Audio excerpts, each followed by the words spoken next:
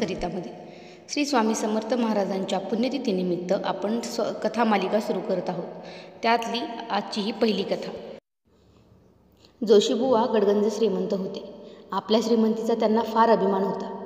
तात्या वैद्य नावाचा गृहस्थ त्यांचा घरगडी म्हणून राबत होता. कारण त्यांनी जोशीबुवांकडून फार पैसे कर्ज म्हणून घेतले होते. जोशीबुवांचं कर्ज फेडून त्याला 2 वेळेचं जेवण महाग झालं होतं. तरी तो उदात्त वृत्तीचा होता.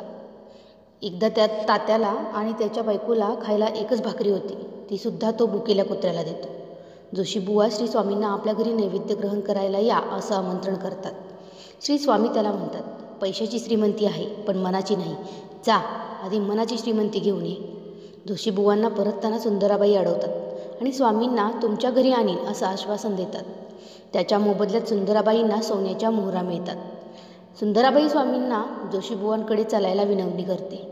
श्री स्वामी सुंदराबाईंची कृती जाणून असतात तरीही ते होकार देतात.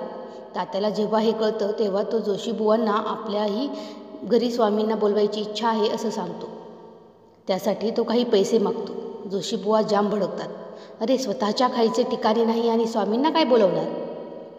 जोशीबुवांनी पैसे नाही दिले म्हणून तात्या निराश होतो. दुसऱ्या दिवशी स्वामी जोशीबुवाकडे येतात. जोशीबुवा स्वामींना नेसायला अत्यंत महागडं पितांबर देतात आणि यथासांग आदरातिथ्य करतात.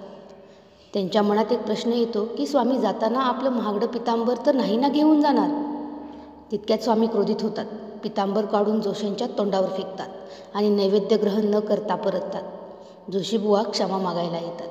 स्वामी म्हणतात, अरे, ऐश्वर्यात लोळून तुझं मन मलिन झालं आहे.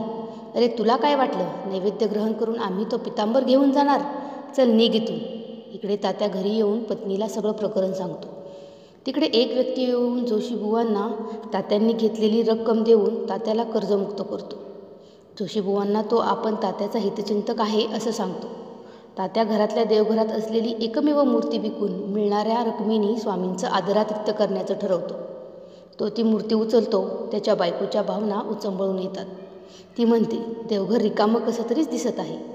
तात्या म्हणतो, अरे, स्वामी जिवंत देव असताना मूर्तीचा काय विचार करते. मी देवघरच बाजूला उचलून ठेवतो. खाली पाहतो तर काय, तिथे त्याला स्वर्णमोहरांची पिशवी सापडते. तात्या म्हणतो, हा स्वामींचा चमत्कार आहे.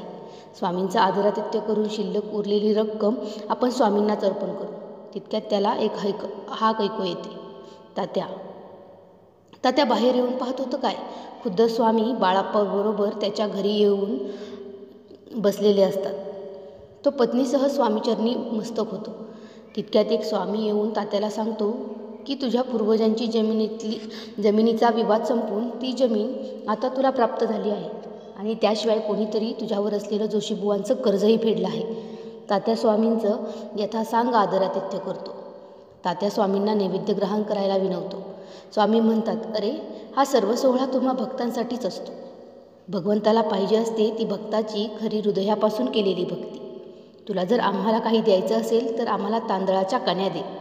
तात्याची पत्नी स्वामींना तांदळाच्या कण्याची खीर देते आणि आनंदाने स्वामी ते ग्रहण करतात.